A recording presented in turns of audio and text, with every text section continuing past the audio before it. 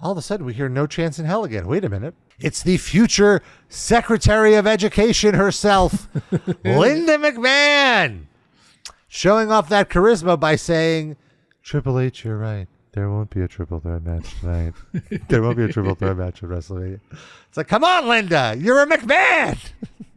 True. But, I've always said this too about them. It really works because they're a real family.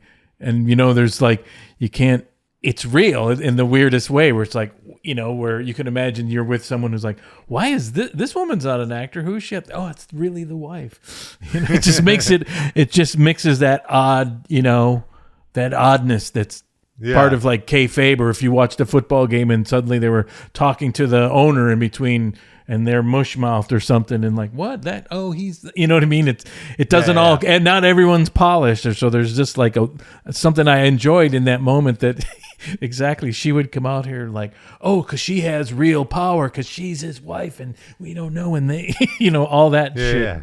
It really worked, and it has like resonance in a weird way to me. So all kidding aside, she says, you're right, Triple H. There won't be a triple threat match at WrestleMania.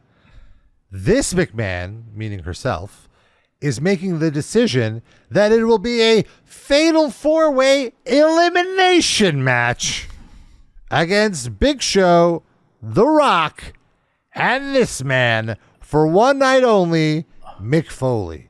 The crowd is so confused. They pop. Foley is in. He attacks Triple H, beats him up all over the arena. Crowd is going crazy. There's a lot to talk about here. Well, not a lot, but that thing a few weeks ago that peaked and was over, and we said we'd never do it again. Well, it's happening again. Well, that's what's so mind-blowing is not 3 weeks ago or 4 weeks ago in the build to the last pay-per-view, Mankind, who the crowd trusts, says, I guarantee you, if I lose, you will not see me again. I am not here to break this promise. This retirement will be for good. And it's like, okay, it's okay. Maybe like a year or two later, but 3 weeks later. Well, I guess Superman flew around the world in reverse and reversed the polarity, and he's better.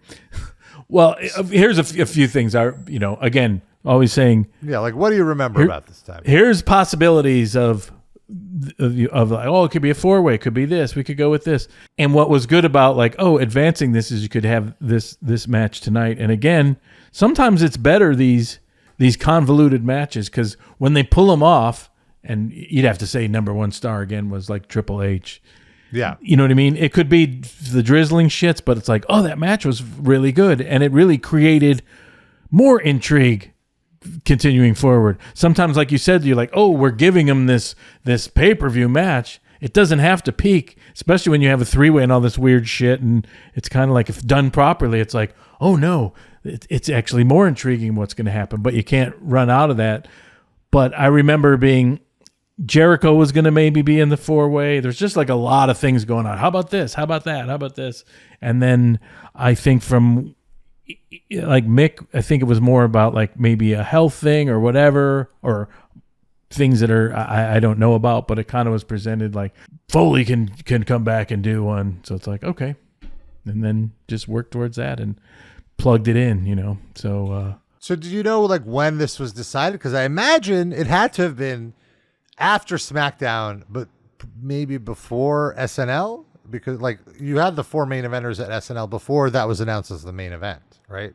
Do you know if it was before or after? Like I said, there was a few things in the running which could have all happened, you know what I mean? Because it's not like, because the machine, like I always said, like, we can change on a dime and make it this, and just, right. Everything can fall into place like that. It was more reasons that I don't know, that maybe was he physically able? Did he want to do it? Was it a pay thing? You know what I mean? There's all this stuff. Well, I think it was a pay thing. That's what he said. Yeah. And just he always wanted to main event WrestleMania. So when he was given the opportunity, he had to accept it. But and two things can be true too. It could be a combination, but of things. So it just wasn't set, but then once it became set, it was like, okay, there you go. And that's what's like, I always tell everyone, that's what's so amazing. Like this stuff could change the morning of, and that match that was laid out. People were like, oh, was that choreographed or whatever? They just went with the agent, and and they were so good, and like it's like, oh yeah, the match will be intriguing, and the actual spots no one really knew or knows or till just before. So, but did you know at SNL that was going to be the main event, the 4 of them, or was it not yet decided until that month? No, like I said, there's always like three to 5 things in the running. I knew it was like a possible one. So that Monday is when the decision was made. You're saying? Locked in, essentially. I think so, but even that, that phrase "locked," put the padlock on it. Okay, but leave the hasp open. It's always that, always. So, and yeah, I do think by now you probably have the card because it's even like the Observer even had like a little preview of what the card should be.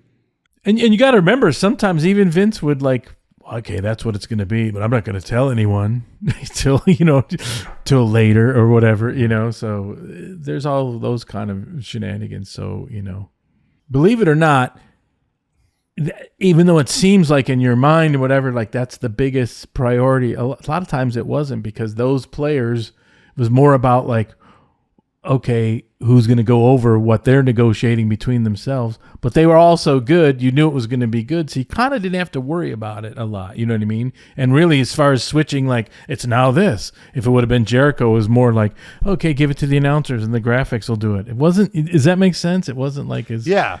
I will say, as a fan, as a 16-year-old smart mark at the time, I vividly remember being confused. Like, that was my reaction, because like I've said many times, Mankind was my favorite. I was very, very upset when he retired. Like, it hit me like, oh shit, like this is it? Like, we're not going to see him again? But then then I took him at his word, and then here he is 3 weeks later, and I'm like, hold on. You said, but dude, you're real. Mankind is not a carny. Like, and you lied to me. Let me back up for a sec. Consider this the coming of age of Rob Pasbani, and let me go back to the phrase I think you just said in quote, I took him at his word. Rob, who did you take at his word? A professional wrestler.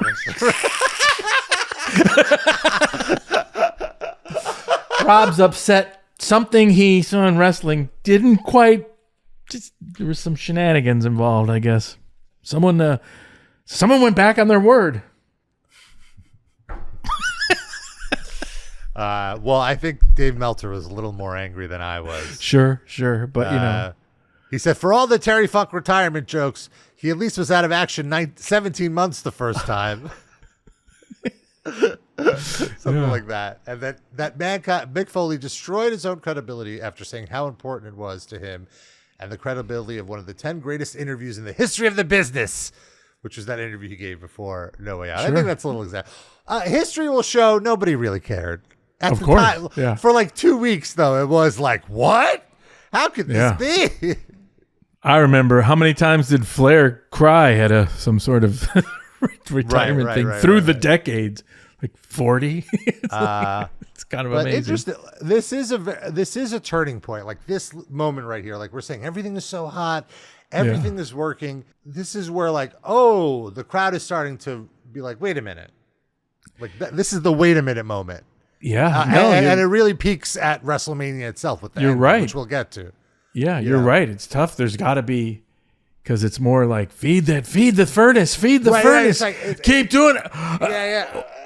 Everything, something has to break. The balloon has to like pop a little bit. And that's the cycle of, so much art in wrestling, whatever you.